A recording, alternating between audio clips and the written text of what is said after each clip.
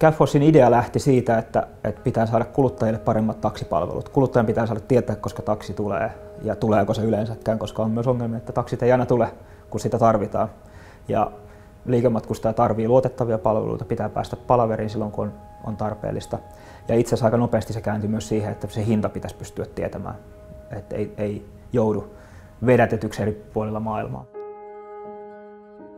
Mä sanoisin, että meillä on äärimmäisen hyviä sijoittajia, jotka on antanut paljon muutakin kuin rahallista tukea. Meillä on ollut semmoisia vaiheita yrityksen historiassa, missä selkeästi oli tarve muuttaa liikeideaa ja siinä on ollut koko sijoittajaporukka, joka siihen aikaan oli mukana tai oli jo siinä vaiheessa sijoittanut, niin koko jengi oli auttamassa siinä, että me löydetään liiketoiminnalle uusi oikea suunta.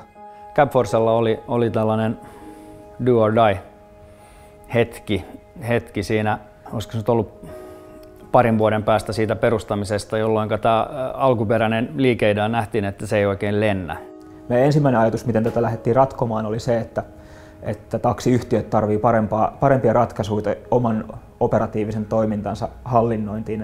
Eli taksiyhtiön pitää pystyä tietämään, missä autot on, pitää pystyä välittämään matkustajalle se tieto, missä se auto liikkuu, ja niitä takseja pitää pystyä tilaamaan paremmin. Mutta aika nopeasti huomattiin, että itse asiassa se ei ollut se ongelma. Ne järjestelmät oli aika vaikeita myydä niille taksiyhtiöille ja se homma vaan ei lähtenyt sillä liikenteeseen, vaikka kuinka koitettiin. Eli oli liian hidasta ja vaikeaa myydä näille erittäin konservatiivisille taksiyrittäjille sellaista uutta keskusjärjestelmää. Se oli sellainen hetki, että piti miettiä se liikeidea ihan täysin uusiksi. Ja silloin 2011 paikkeilla me keräännyttiin perustajien ja osakkaiden kanssa miettimään sitä tilannetta, että miten liikeideaa pitää muuttaa, ja itse siinä voisi jopa sanoa, että me tavallaan palattiin siihen ihan alkuperäiseen ideaan, mutta täysin toisesta kulmasta.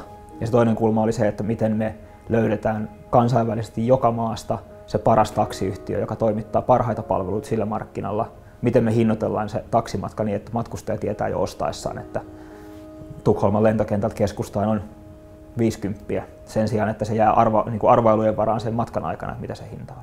Se ehkä yksi niin kuin keskeinen ero siinä vanhassa ja uudessa on se, että kun tätä vanhaa myytiin, niin me ikään kuin myytiin jotain säästöjä näille taksiyrittäjille. Meillä oli tosi vaikea saada buukattua niitä asiakaspalvereita, niillä oli aina kiire ja tuu uudestaan ensi viikolla ja näin. Tämä uusi palvelu on sellainen, että me myydään lisää kyytejä näille taksiyrittäjille. Se on paljon helpompi myydä. Jos sä sanot niille, että mulla olisi vähän lisäkyytejä, että saataisiko palaveri aikaan, niin sanot, no pääset sä tänään tulee. Olisihan se ollut tietysti hieno löytää se sama idea heti silloin 2 vuotta aikaisemminkin, mutta mä uskon, että sillä on myös arvo sillä matkalla, mitä me käytiin siinä perustamisen ja 2011 vuoden välillä. Siinä ollaan nyt edetty siihen vaiheeseen mielestäni, että nyt voidaan jo puhua startup-vaihe rupeaa niin kuin just näinä hetkinä ikään kuin loppumaan ja CabForcesta on tulossa oikea niin kuin yritys tai yhtiö, jos näin voisi kuvailla. Että nyt on se aika, millä luodaan niin kuin oikeat liiketoimintaprosessit ja ruvetaan asioita mittaamaan eri tavalla, että sitä skaalaa rupeaa olemaan sen verran.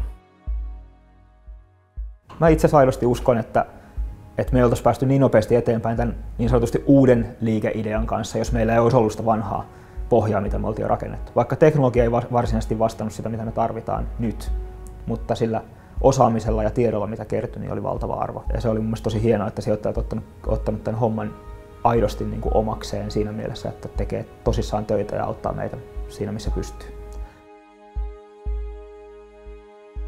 Slush. Kasvun ja uusien työpaikkojen puolesta.